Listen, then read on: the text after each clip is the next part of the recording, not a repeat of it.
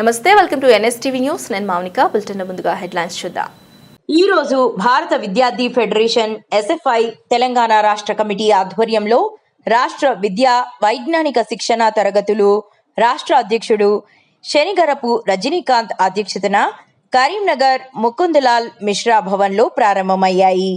ఈ శిక్షణ తరగతులను రాష్ట్ర కార్యదర్శి టి నాగరాజు ప్రారంభించి ప్రారంభ ఉపన్యాసం చేశారు. వారు మాట్లాడుతూ తెలంగాణ రాష్ట్రంలో రోజురోజుకి ప్రభుత్వ విద్య నిర్వీర్యమవుతుంది. కనీసం విద్యార్థుల గోడు వినే నాథుడే ఈ రాష్ట్రంలో లేడని వారు తెలియజేశారు. నాగరాజు ఎస్ఎఫ్ఐ తెలంగాణ రాష్ట్ర కార్యదర్శి, భారత విద్యార్థి ఫెడరేషన్ ఎస్ఎఫ్ఐ రాష్ట్ర విద్యా వైజ్ఞానిక శిక్షణ తరగతులు కరీంనగర్ జిల్లా కేంద్రంలో జరుగుతున్నాయి.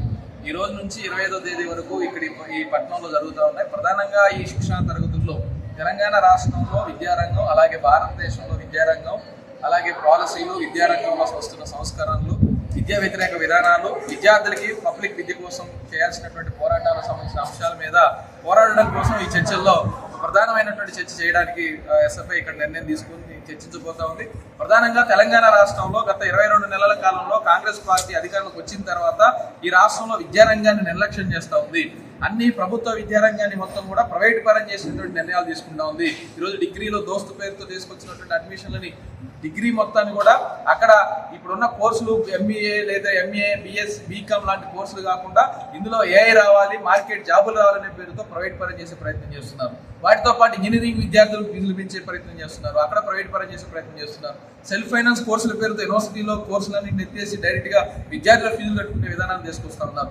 ఈరోజు ఐటీఎల్ నెత్తేసి దానికోసం తెలంగాణ రాష్ట్రంలో ప్రభుత్వ ఐటీఎల్ నెత్తేసి దానికోసం కూడా కుట్ర చేస్తూ ఏటీసీల పేరుతో, అడ్వాన్స్ ట్రైనింగ్ సెంటర్ల పేరుతో టాటాకి అప్పచెప్పి 5,000 సీట్లని ఈరోజు ఐటీఎల్లో, ప్రభుత్వ ఐటీఎల్లో సీట్లు లేకుండా సాంప్రదాయ ట్రైన్లు అయినటువంటి పెట్టరు, ఎల్డర్ లాంటి కోర్సులు కూడా ఎత్తేసే ప్రయత్నం తెలంగాణ రాష్ట్రం రేవంత్ రెడ్డి ప్రభుత్వం చేస్తూ ఉంది.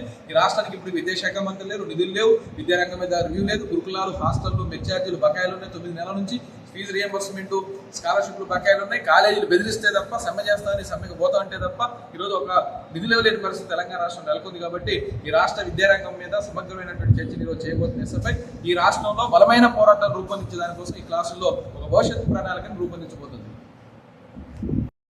భారత విద్యార్థి ఫెడరేషన్ ఎస్ఎఫ్ఐ ఆధ్వర్యంలో కరీంనగర్లో 3 రోజుల పాటు క్లాసులు నిర్వహించుకోవడం అనేది జరుగుతుంది. ఈ క్లాసులకు 33 జిల్లాల నుంచి 150 మంది ప్రతినిధులు హాజరు కావడం అనేది జరిగింది. మనం ఈరోజు రాష్ట్ర వ్యాప్తంగా, దేశవ్యాప్తంగా చూసుకున్నట్టయితే అమ్మాయిలపైన అత్యాచారాలు రోజు రోజుకు పెరుగుతూ పోతున్నాయి. కానీ ఈరోజు ప్రభుత్వం వాటిపైన ఎటువంటి కూడా చట్టాలు అమలు చేయడంలో విఫలమవుతుంది. ఈరోజు అమ్మాయిలకున్న చట్టాలు, అభయ చట్టాలు కావచ్చు, నిర్భయ చట్టాలు కావచ్చు, షీటింగ్స్ కావచ్చు, ఇవన్నీ జస్ట్ పేరుకు మాత్రమే పరిమితం అవుతున్నాయి. కాబట్టి ఎస్ఎఫ్ఐగా మేము డిమాండ్ చేసేది ఏంటంటే ఈరోజు అమ్మాయిలకున్న చట్టాలను పకడ్బందీగా అమలు చేయాలి, షీటింగ్స్ పై అవగాహన సదస్సులు నిర్మించాలి.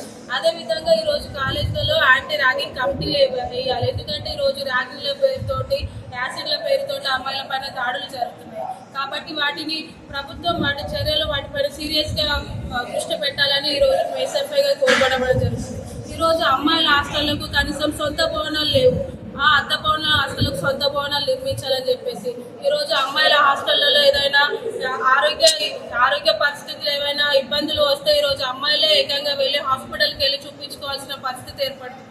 కాబట్టి ఎస్ఎఫ్ఐగా మేము డిమాండ్ చేసేది ఏంటంటే అమ్మాయిల హాస్టల్కి ఎంబీబీఎస్ డాక్టర్ని కేటాయించాలి. అదేవిధంగా జూనియర్ కాలేజీలలో కానీ, గురుకులాలలో కానీ గతంలో ఫ్రీ కేసీఆర్ కిట్ అనేది ఇచ్చేవాళ్ళు. అదేవిధంగా శానిటరీ నాప్కిన్స్ని ఉచితంగా ఇచ్చేవాళ్ళు, కానీ ఇప్పుడు ఇవ్వడం లేదు.